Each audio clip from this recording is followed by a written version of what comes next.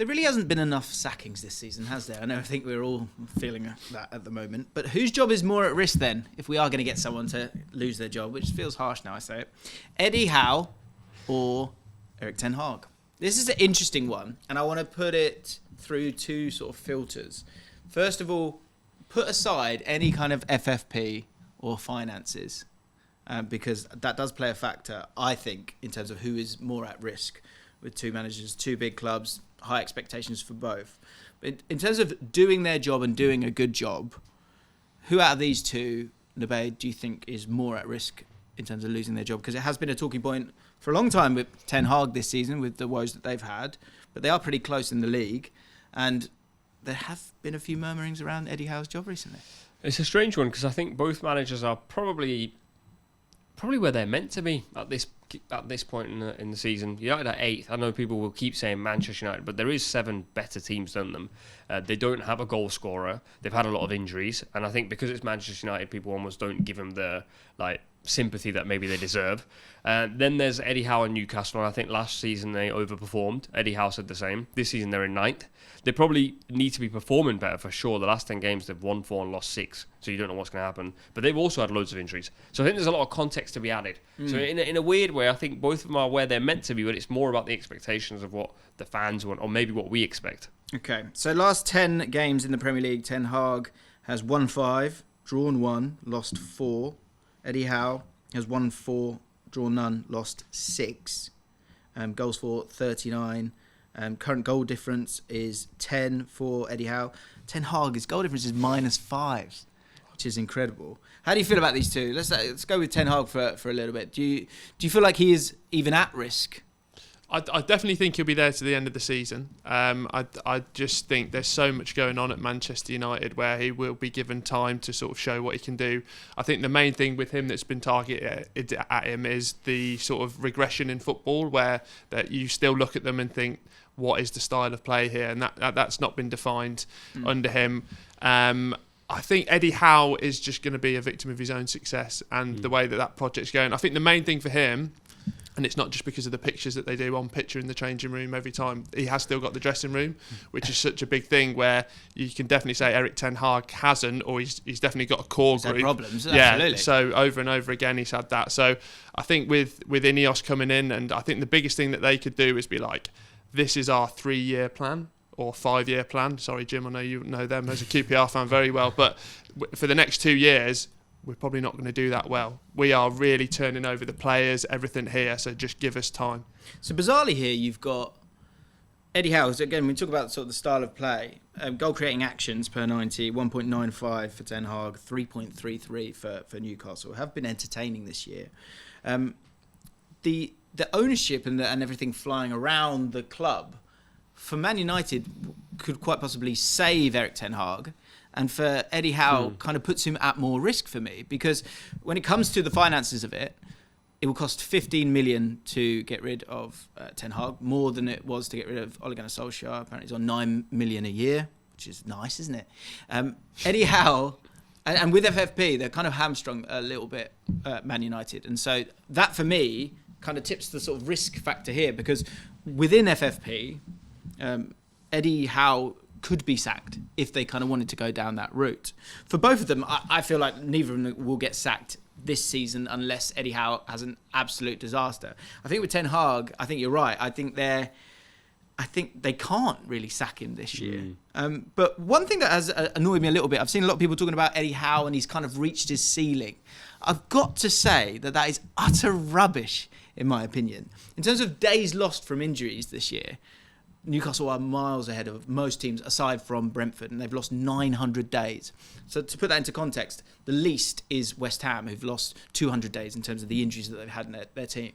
So that's going to play a huge, huge factor when you have so many of these players out. You've also got Champions League football, when you talk about the victim of your own success. Champions League football that they had absolutely no right to get last year. So this idea that he's kind of, you kind of reached your ceiling and that's it. For me, it's just the worst take when it comes to Eddie Howe. The worst take. The thing is, last season, getting Champions League football was never going to happen. It was ridiculous. Yeah. But I do feel like that's Eddie Howe's ceiling. That I don't think he can take them any further than a Champions League finish. I don't know if you disagree with that. What? But based on what? Well, based on the fact that this season they can't continue it, and when they got to the Champions League, obviously they went out and everything else, but they went out in a horrible group. Yeah, with horrible injuries. Of course. But then you have to take that, like, you have to play whatever's in front of you, I guess. So, like, yes, they have had injuries, but then also when you look at the injuries and you go through the list of players, and yes, they've had loads of days, apart from Botman and now Pope, the rest of the time, the main players have always been fit. So then you got to go, well, people keep saying Harvey Barnes, is he going to start? No, because they had Gordon. Gordon's been playing very well. What about someone like Lewis Miley's 17-year-old kid they've had to play in centre midfield? Yeah, that's one area where I go, okay, there and maybe Botman, but Botman was out for, I think, 2.5 months. And now they've had Pope, but every team in the Premier League has one or two big players from their starting 11 injured almost all the time. My point is, with the ceiling thing, I think the distances between teams has never been greater. And Eddie Howe's managerial career was doing unbelievable stuff with Bournemouth. And I guess you can turn your nose up at that and go, okay, it's League Two, it's different. I get that. But then when you can't go, well, he's not done it before. Bournemouth aren't going to win the league. Whereas at Newcastle, he can grow with this club. I just think it'd be a grave error if you got rid of Eddie Howe. I think he's smart, diligent.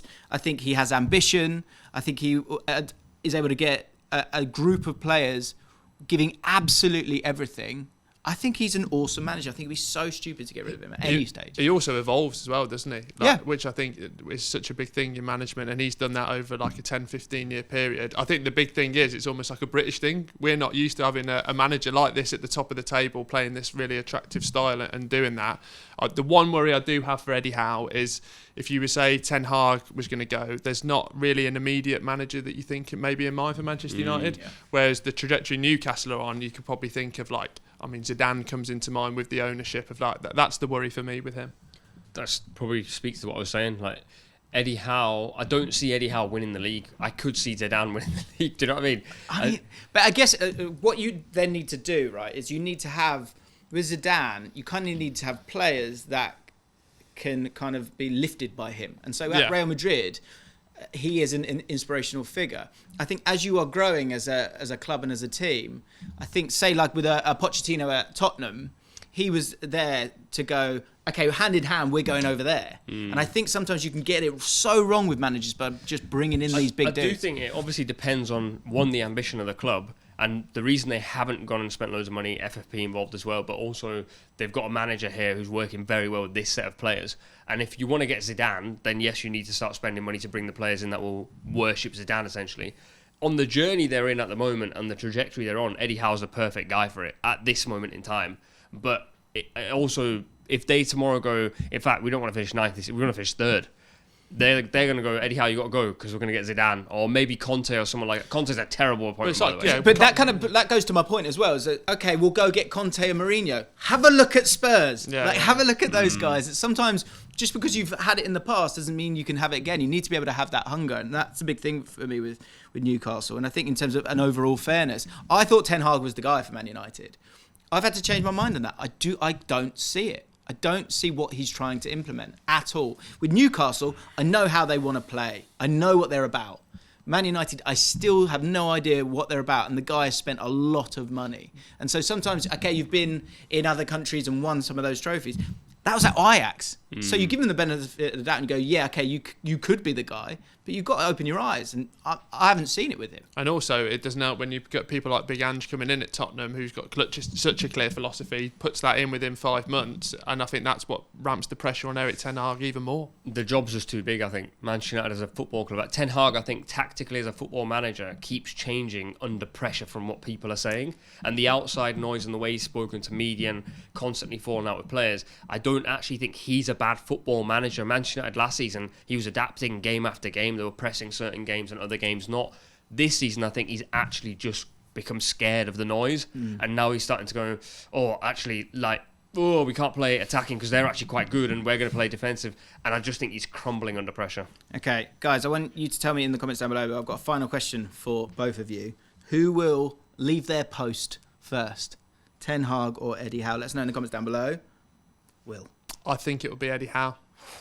I don't want it to be Eddie Howe. Hey. I want him to win the league. Okay. Bring in Wayne Rooney, maybe? Don't you dare. The two of them should switch jobs.